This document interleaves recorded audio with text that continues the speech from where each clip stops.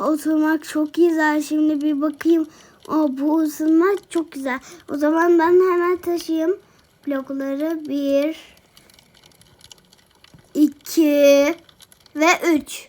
Bunu da her istedikten sonra biteceğim ve sıcacık ısınacağım. Hemen oturayım. Çok sıcak. Ben de deneyeceğim. Tamam Güneş gel. İlk önce bakma zamanı. O çok güzelmiş. Hemen sandalyemi alayım ve sohbet ederiz. Ben de hemen geliyorum.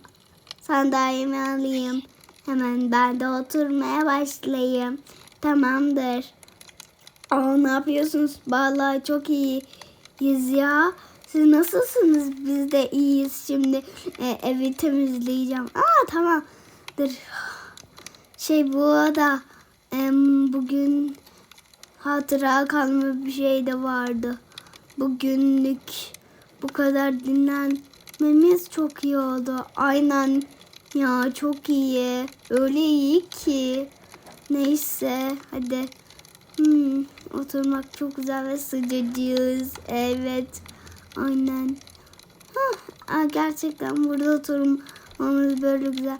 Hem bu kışın böyle oturmak öyle güzel ki çıtır çıtır yağıyor.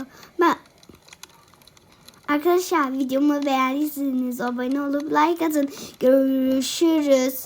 Ve eğer videomuzu da beğendiyseniz abone olun ve like atın. Gene görüşürüz.